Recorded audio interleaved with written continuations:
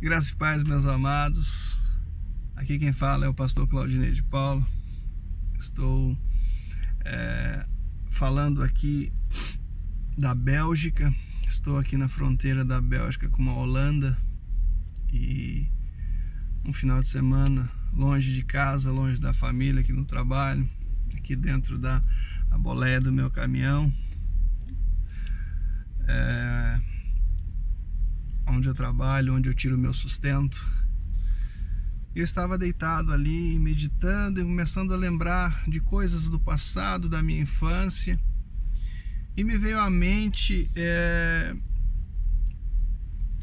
um desenho animado que eu assisti muito, que muitas pessoas assistiram e que era muito divertido, e a gente dava gargalhadas com aquilo, e a gente torcia para que ele realmente quebrasse a cara, porque ele era muito causador de problemas, né? E era engraçado, mas a gente dava risada porque era uma comédia. E eu, meditando nisso, resolvi gravar esse vídeo para justamente falar sobre este assunto. Mas o tema do assunto não é especificamente o desenho. Eu só vou usar essa animação como exemplo para nós seguirmos. E eu quero falar mesmo sobre o valor do amor. Amor ao próximo, o amor ágape, aquele que vem de Deus.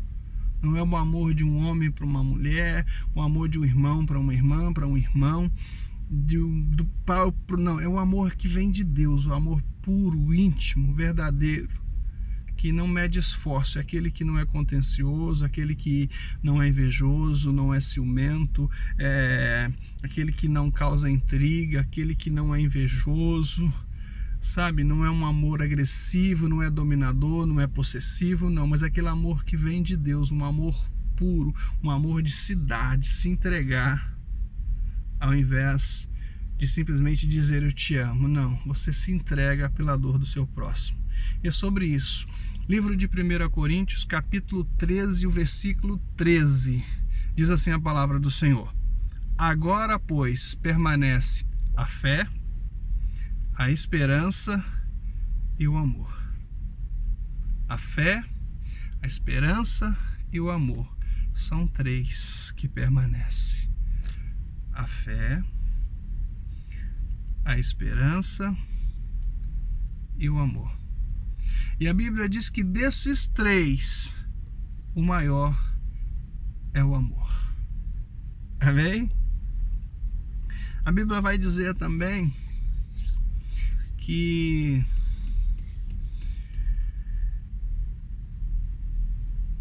o amor, como eu comecei a dizer, ele não é contencioso, é o maior de todos os dons, ele não arde em ciúme, ou seja, não é ciumento, ele não é avarento, ele não causa briga, ele não é contencioso. O amor verdadeiro, ele é aquele amor puro, onde eu me dou pelo sofrimento do outro, eu me esforço, eu me sacrifico pela dor do meu próximo, sem que ele me peça. É o amor que a Bíblia diz, que a Bíblia relata. E a Bíblia vai dizer ainda que eu falasse a língua dos homens e a língua dos anjos, ainda que eu tivesse todo o poder, todo o conhecimento e toda a fé, e ainda que eu entregasse o meu corpo para ser queimado em favor de alguém, se eu não tivesse amor, de nada adiantaria. Então o amor é o maior de todos os dons, é o maior de todos. O amor supera tudo, supera o ódio, supera tudo. O amor, ele perdoa, o amor não guarda rancor, o amor, ele realmente une quando nós estamos verdadeiramente ligados nesse amor que é Cristo Jesus. Ele une. Embora as diferenças, embora os pecados, embora os erros, e nós cometemos vários erros, nós somos falhos em tudo, somos seres humanos, e como seres humanos somos falhos, somos pecadores, né? Pecamos. A Bíblia diz que o mundo jaz no maligno, não é assim? E que todos pecaram e que destituídos estão da glória de Deus. mas o sangue do Senhor Jesus é o que nos purifica de todo pecado. E ainda que nós venhamos a cair, que nós venhamos a pecar, o sangue de Jesus tem poder para nos purificar de todo pecado. Se nós deixarmos de pecar, não amar mais o pecado, mas amar a Deus e abominar o pecado. E é sobre isso que eu queria meditar com os irmãos. O desenho que eu estava falando com os irmãos é o desenho da Corrida Maluca. É um desenho muito antigo, dos anos 80, se não me falha a memória, 80, 90. É da minha infância, já faz um bom tempo. Chama-se Corrida Maluca. E tinham vários os personagens que corriam ali. Inúmeros. E um desses personagens era um chamado Dick Vigarista. O Dick Vigarista tinha o melhor carro, o mais possante, o mais veloz, o mais capaz de vencer, e ele sempre estava na frente na corrida. Sempre o Dick Vigarista estava na frente. Sempre. Mas ele nunca venceu uma corrida. E sabe por que ele nunca venceu? Porque embora ele tivesse uma vantagem enorme dos seus adversários, ele perdia o tempo precioso tentando atrapalhar que os outros chegassem até o final da corrida. Ele podia simplesmente fazer a corrida, arrancar, passar pelos adversários e vencer em primeiro lugar, mas ele perdia todo o tempo, todo o seu tempo tentando, bolando planos, criando problemas, situações difíceis para que os outros competidores tivessem problema e não conseguissem chegar à frente. Mas sempre que ele fazia isso e ele se atrapalhava nos seus erros, nas suas tentativas frustradas, os competidores passavam na frente e ele corria de novo, passava na frente de todo mundo, bolava um novo plano para atrapalhar, ao invés de tentar chegar à linha de chegada e vencer a corrida. Ele vivia sempre tentando atrapalhar a corrida dos outros na direção do alvo da vitória, da linha de chegada. Esse era o ponto culminante. E ele nunca vencia, sempre chegava em último lugar. E é aí que eu quero chegar. É sobre este ponto que eu quero falar. Hoje nós vemos dentro do mundo cristão pessoas basicamente fazendo papéis semelhantes ao papel do Dick Vigarista na Corrida Maluca. Porque a corrida rumo ao céu é uma corrida desesperada, onde a linha de chegada é única e tênue. É uma linha reta, é um caminho muito estreito, muito curto, e há adversidades enormes para chegar até o final, até a linha de chegada, até Cristo Jesus, até o céu. E a Bíblia continua nos afirmando que o céu é tomado à força e nós precisamos receber Jesus todo dia para chegarmos no céu. Então, sobre esse desenho, eu quero meditar com os irmãos sobre alguns textos da Bíblia e sobre alguns assuntos. Primeiro eu vou recitar um pensamento que diz assim: é incrível o que um pouco de amor pode fazer. Temos de compreender que a única coisa que guardamos para sempre é aquilo que damos. E quanto mais dermos, mais recebemos. Há pessoas que estão confusas, desorientadas, ou até mesmo que desistiram. Promessas quebradas, sonhos desfeitos. Sonhos desfeitos destroem vidas. Coragem de amar. Muitas vezes não podemos julgar um livro pela capa. Nunca saberemos através de que olhos Deus olha para nós, e não será quem pensamos que é. Às vezes Deus olha para nós através de olhos que nós nem imaginamos que é Deus olhando, mas é Deus ali nos observando, Deus olhando para nós.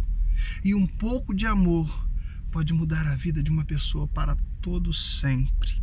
Para todo o sempre. Vamos voltar ao Dick Vigarista, porque o nosso tema é o amor. E quando nós praticamos o amor, mesmo que seja pouquinho, nós conseguimos mudar a vida de alguém através deste amor que se chama Jesus Cristo. nós conseguimos apresentar Jesus e vemos essa pessoa com uma vida transformada. Dick Vigarista passou a corrida toda, em todos os episódios dos desenhos animados que tinha, ele passava a corrida toda bolando planos, estratégias e maneiras de atrapalhar os concorrentes a chegarem na linha de chegada, a chegar até o final da corrida. E com isso, ele atrapalhava a si mesmo, ele atrasava a si mesmo, porque sempre alguém passava e vencia a corrida e ele chegava em último lugar. Porque o objetivo dele era a vitória. Ele tinha condições para a vitória, mas ele se preocupava mais nas condições dos seus oponentes, dos seus adversários, do que no seu próprio propósito, no seu próprio objetivo. E hoje nós cristãos temos que nos posicionar. E quando nós posicionamos em alguma situação, nós causamos intriga, nós causamos contenda, nós causamos divisões no meio que vivemos, porque as pessoas querem que nós vivemos segundo o pensamento delas. E às vezes o pensamento delas é aceitar a situação como tá tudo tranquilo, tá tudo calmo. E quando nós nos posicionamos diante de Deus ou diante de uma situação, nós causamos um incômodo nas pessoas. Quero dizer que cada um tem um chamado específico. A uns Deus chamou para profeta, a uns Deus chamou para ser sacerdote, a um Deus chamou para ser guerreiro, a outro Deus chamou para ser rei, a outro Deus chamou para ser levita. Cada um tem a sua função específica dentro do reino de Deus, e cada um é importante da maneira em que Deus o fez. Você não tem que ser igual a mim, ou igual a A, B ou C, ou eu tenho que ser... Não! Cada um de nós tem um chamado específico e todos nós somos importantes no reino de Deus. O que importa em tudo isso, é anunciarmos Jesus Cristo do nosso jeito, da nossa maneira, naquilo a qual nós fomos chamados, pregar o Evangelho.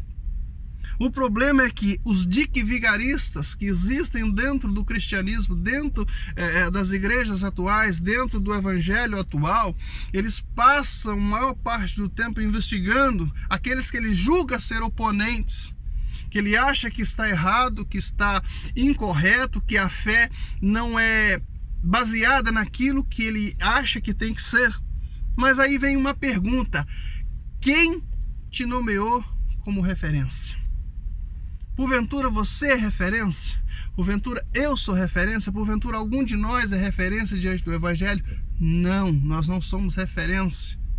Nós somos pessoas com personalidades diferentes, com jeitos diferentes de viver, mas em todas elas sujeitos ao mesmo Deus, obedientes à mesma palavra e o mesmo chamado, anunciar o Evangelho. Quem julga é Deus. Quem salva é Jesus Cristo. Quem prega somos nós. Mas quem convence o homem do pecado é o Espírito Santo. Quem convence o homem do seu erro é o Espírito Santo. Então o Evangelho não é baseado naquilo que eu penso. O Evangelho não é baseado na forma que eu vivo. Eu tenho que ser exemplo? Sim, mas a minha personalidade é diferente da personalidade do A e do B e do C. Nós somos criados à imagem, à semelhança de Deus, mas com comportamentos e personalidades diferentes. Mas todos somos servos de Deus. Estamos na mesma corrida na direção do alvo, que é Jesus, da linha de chegada, que é o céu. Então quero dizer, com tudo isso, que viver a nossa vida, irmãos, gastando o nosso precioso tempo, que é curtíssimo, é muito pequeno. A vida é como um sopro e nós perdemos a maior parte do tempo tentando viver somente para nós mesmos, viver em conformidade com aquilo que nós achamos que é certo e deixando de lado as outras pessoas. Não importa a dor, o sofrimento das outras pessoas, importa que eu estou conquistando, eu estou sendo feliz, eu estou sendo abençoado. Amém. Deus seja louvado na sua vida em tudo isso. É bom que o homem tenha seus desejos, suas ganâncias, tenha os seus, as suas vontades de conquista, de prosperidade. Isso não é pecado. Mas nós temos que praticar o Evangelho do Senhor Jesus Cristo num todo. E o Evangelho de Jesus Cristo não é baseado no meu conceito ou no seu conceito. A forma com que eu sirvo a Deus Não quer dizer que o mundo inteiro tem que servir a Deus conforme eu sirvo. A minha fé é pessoal entre eu e Deus. A fé que tem, Romanos 14, 22. A fé que tem-na para ti mesmo perante, aleluias, perante Deus. Bem-aventurado é o homem que não se condena naquilo que aprova. Romanos 14, 22, a parte B do versículo. A fé que tem-na para ti mesmo perante Deus. Bem-aventurado é o homem que não se condena naquilo que aprova. Nós estamos numa caminhada rumo ao céu. E o Evangelho não é algo exclusivo, particular, peculiar de cada um, não. O Evangelho, ele é feito em conjunto, em grupo, é coletivo. E quando Deus nos salvou na cruz do Calvário, era para que nós pudéssemos, através do amor, da salvação em que Cristo nos salvou, servirmos como luz na vida das pessoas, para que salvássemos também o maior número de pessoas possíveis. Mas nós passamos e gastamos esse tempo precioso que nós temos como dique vigarista. Infelizmente, nós temos uma arma poderosa, que é os meios de comunicação atual. Antigamente, só víamos o que passava no jornal, o que escrevia, ou o que eles queriam anunciar na televisão. Hoje nós temos um aparelho nas mãos chamado celular, não é? Telemóvel, como você queira chamar, cellphone, eu não sei, né? iPhone, iPad, iPod, bom, com uma rede mundial chamada internet. E nós conseguimos alcançar o mundo inteiro, pessoas no mundo todo que nós não conhecemos, talvez nunca conheceremos e nunca veremos essas pessoas, mas conseguimos chegar até ela através dessa rede de comunicação poderosíssima que nós temos, dessa arma que nós temos, e nós usamos ela para fazer o papel do dique vigarista. Irmão, não perca o teu tempo naquilo que não edifica. Esse mesmo tempo que você perde criticando, refutando o evangelho que os outros pregam, criticando pastores, criticando pregadores, criticando líderes de igrejas, grandes líderes, pequenos líderes, médios líderes. Eu não sei se há alguém grande no reino de Deus. Quando os discípulos estavam reunidos e perguntou: Senhor, quem é o maior entre nós? Jesus disse: quem quiser ser o primeiro, que seja o último. Quem quiser ser o maior, quem quiser ser o maior, que seja o menor. É dessa maneira. Não existe grande no reino de Deus. Grande é Jesus, o nosso Senhor. Grande é o Senhor. Então não perca o teu tempo refutando o evangelho dos outros. Não perca o teu tempo criticando, dizendo que aquele está errado, aquele está certo, porque haverá um grande julgamento no dia do Senhor. E cada um prestará contas a Deus dos seus atos, das suas atitudes. E não foi para isso que o Senhor nos chamou. O Senhor nos chamou para sermos pregadores do Evangelho, ganhadores de alma. E a Bíblia diz que quem ganha alma é sábio. Nós somos chamados para anunciar o reino de Jesus Cristo. Nós somos chamados para salvar pessoas. E às vezes, irmãos, tem pessoas do outro lado do mundo que nós nunca vemos, com uma corda no pescoço, a ponto de pular da cadeira e se matar, se enforcar. E de repente, uma palavra, por este aparelho, por essa mensagem, por essa arma tão poderosa que se chama internet, ela abre o seu telefone e tem lá uma mensagem: Jesus te ama e quer mudar a tua história. E aquela pessoa sente aquele impacto da palavra e a corda já está no pescoço, mas desce lágrima no olho. Ela diz: ainda há esperança, se Jesus me ama.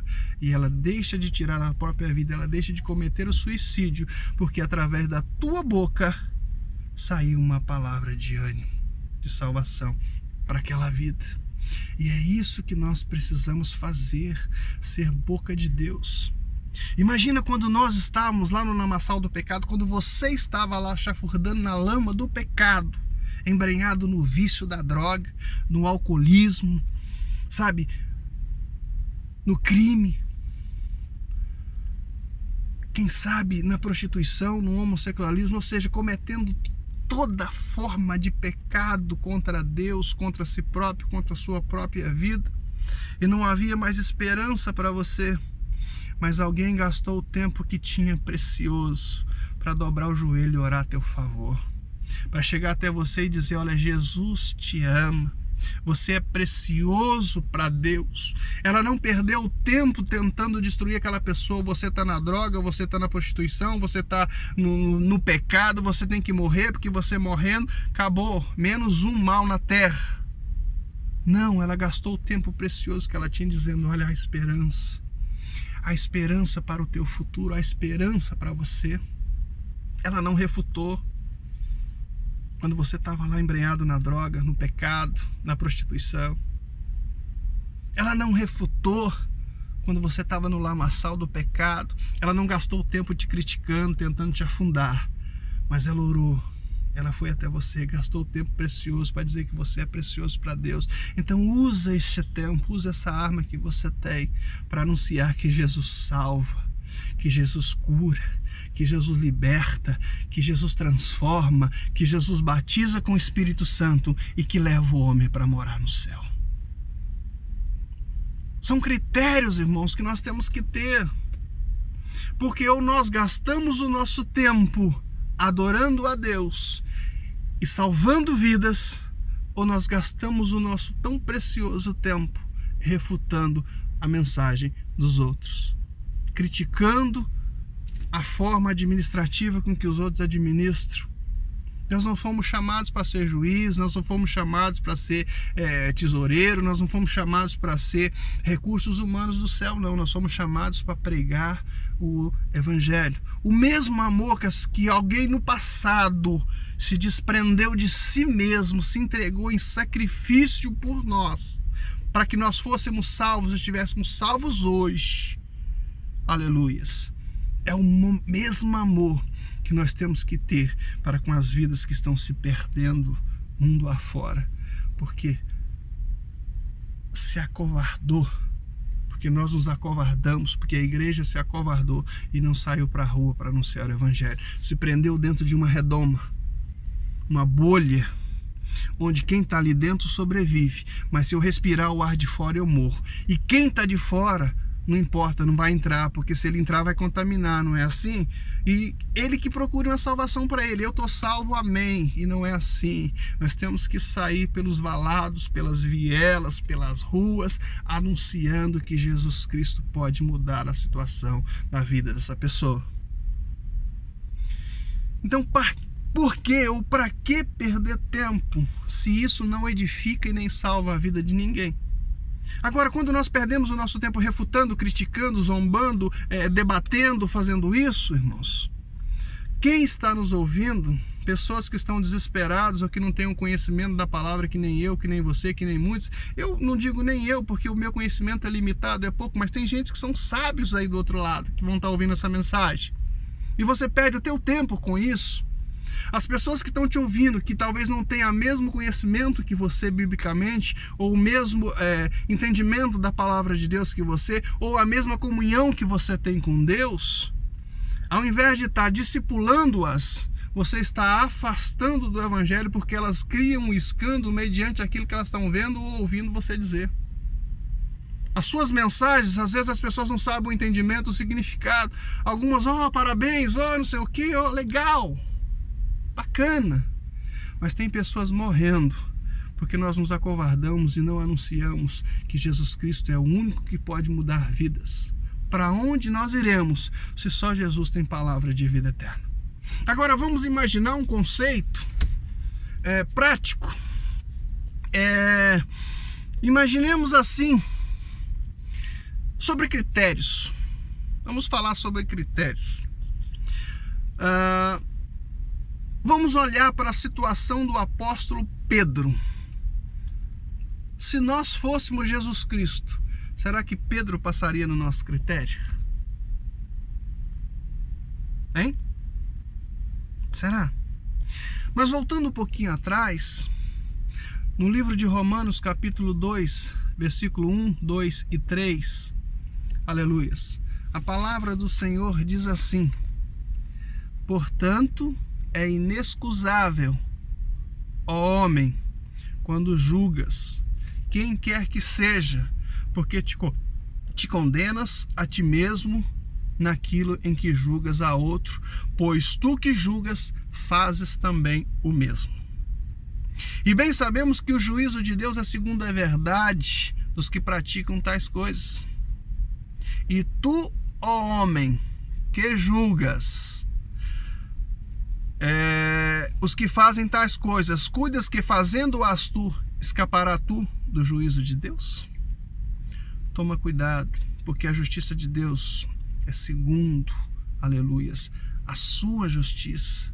O julgamento de Deus é segundo a justiça dele e não sobre os nossos conceitos, sobre os nossos critérios. Então, talvez eu não passe nos seus critérios. Talvez os outros não passem nos seus critérios ou nos meus critérios, mas eles passam no critério de Deus e foram aprovados por Deus, foram chamados por Deus, e o chamado do Senhor, aleluia, tem que ser respeitado porque foi ungido e chamado por Deus. São critérios. Pedro tinha todos os defeitos, todos. Era arrogante, briguento, ignorante, resmungão, violento. Um pecador como eu, como você, não tinha critérios algum para ser apóstolo do Senhor Jesus Cristo. Mas Deus o escolheu e o chamou, porque viu nele, aleluias, perspectiva, viu nele algo que podia ser transformado e usado em grande benefício, um exemplo que podia ser usado, uma vida que ser usada como instrumento de Deus para a salvação de almas. Mas era preciso que Pedro tivesse um encontro com Jesus.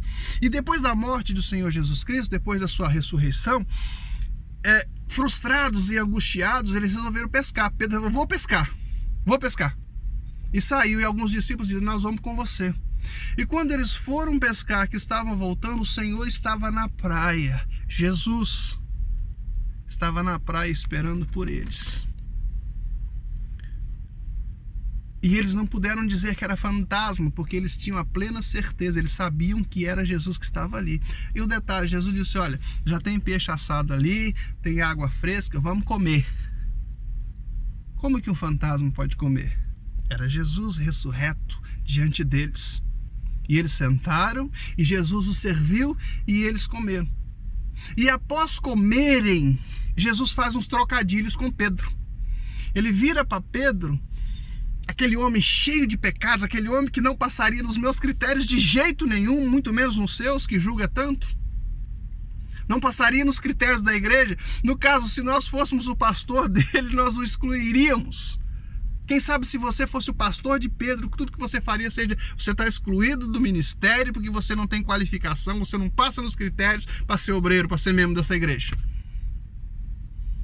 Mas Jesus via potencial em Pedro, assim como vê em você, assim como vê em mim.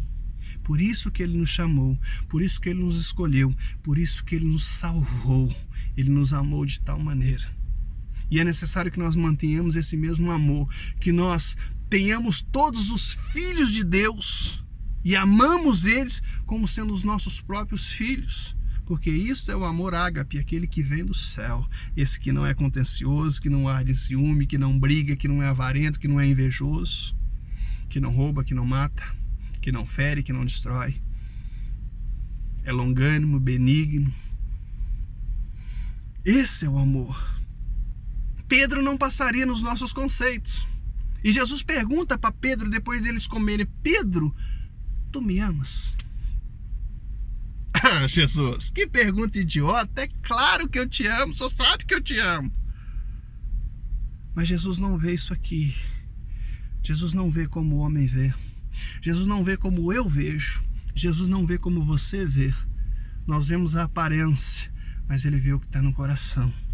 Pedro precisava ter um encontro com o Senhor Jesus Cristo, e Jesus sabia disso para que se cumprisse o seu ministério, para que ele fosse salvo de verdade. E quando Jesus diz para ele: Pedro, tu me amas, pela primeira vez, ele, cheio de emoção, no auge daquela coisa: eu acho que eu te amo, Senhor.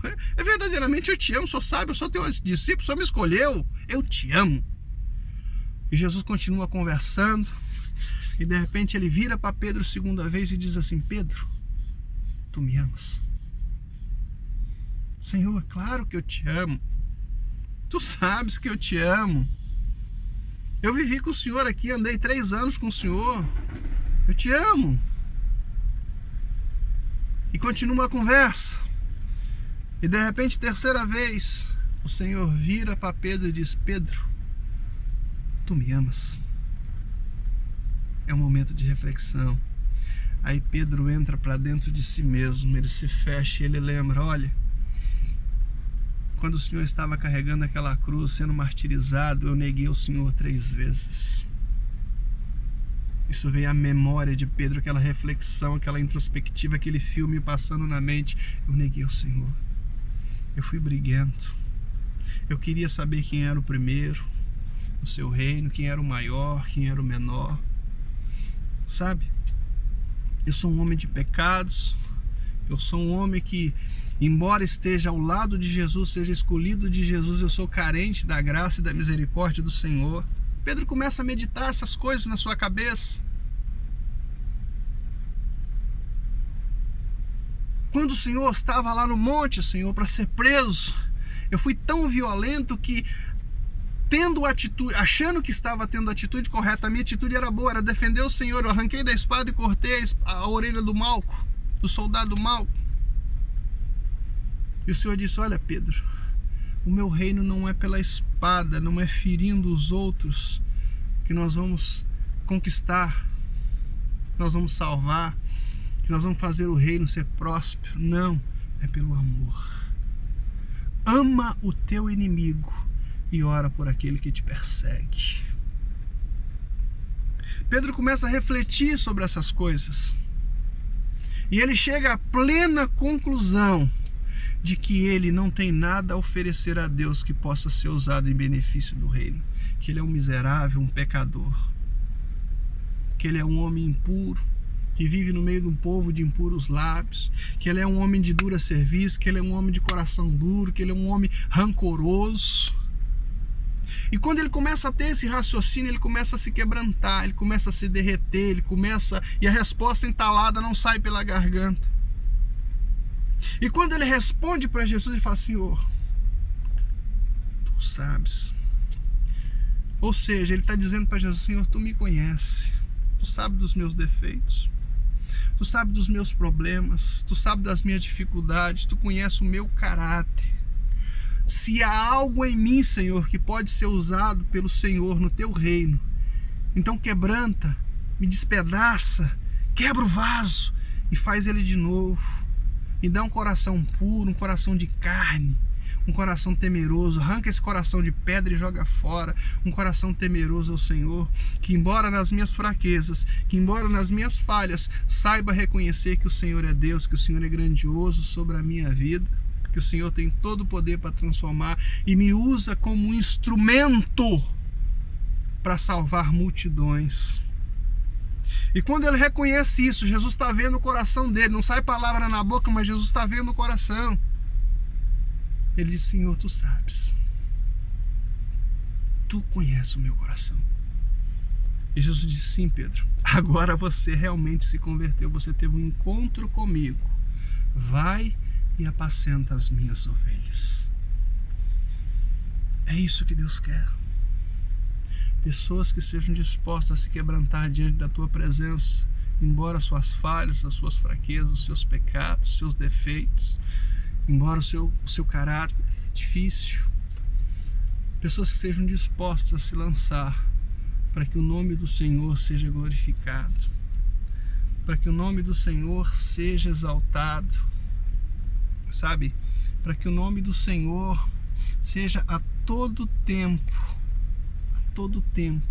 glorificado, e que este mundo conheça Jesus através da tua vida, através da tua boca.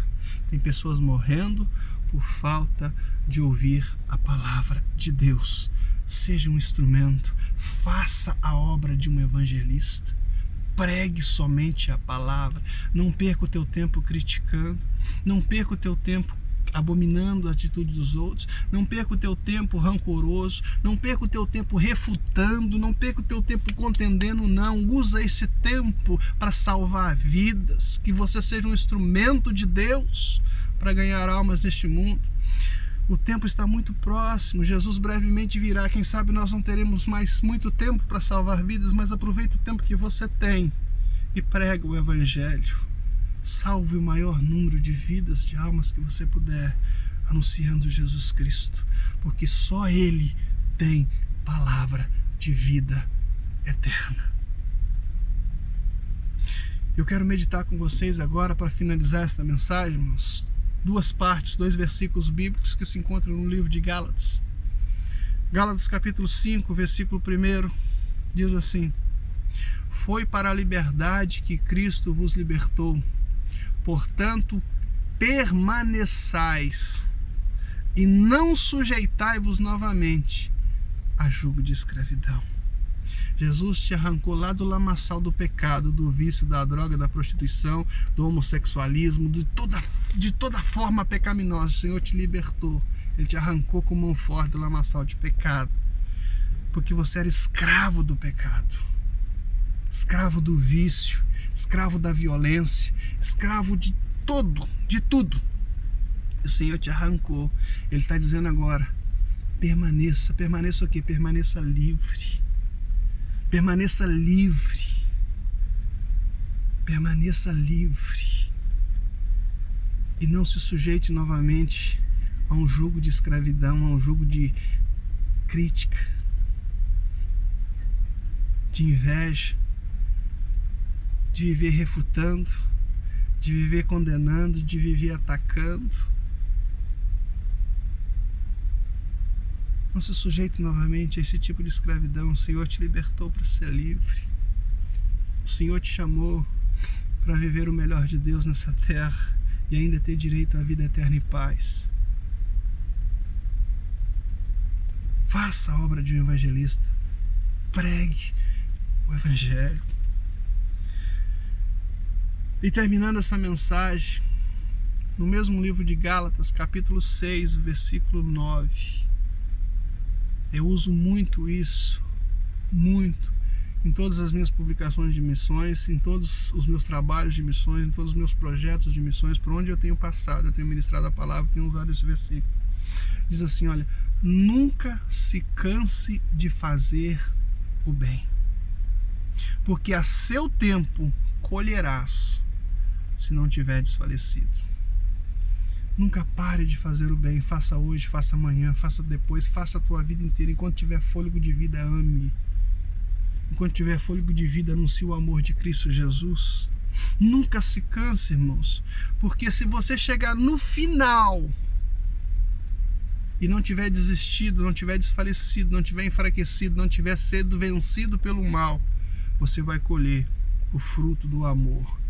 Porque tudo aquilo que nós guardamos neste mundo, aleluias, nós temos que compreender isso. Aleluias, a única coisa que guardamos para sempre é aquilo que damos. E quanto mais nós damos, mais nós recebemos. Ame como Jesus te amou e te arrancou do lamaçal do pecado, para que vidas sejam salvas através de você. Amém?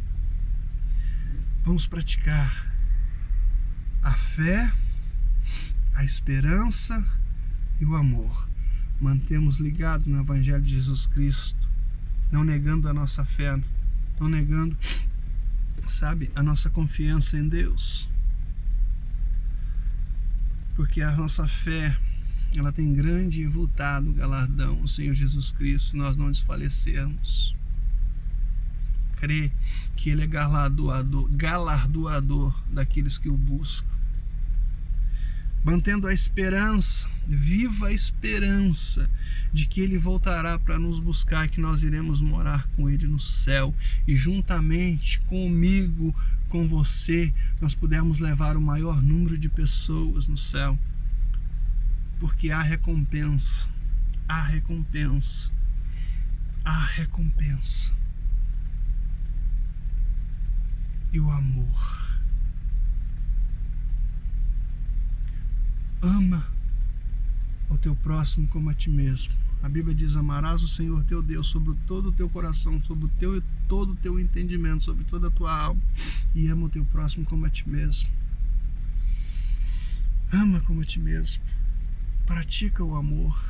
Viva o amor. O amor de Deus não se limita ao que eu penso, ao que eu acho.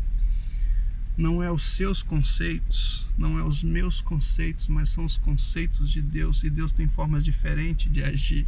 Deus confunde as coisas. Às vezes Deus faz cada loucura que para nós parece uma abominação, mas é Deus fazendo, e tudo que Ele faz é perfeito. A Bíblia diz que os pensamentos, os planos de Deus não podem ser frustrados.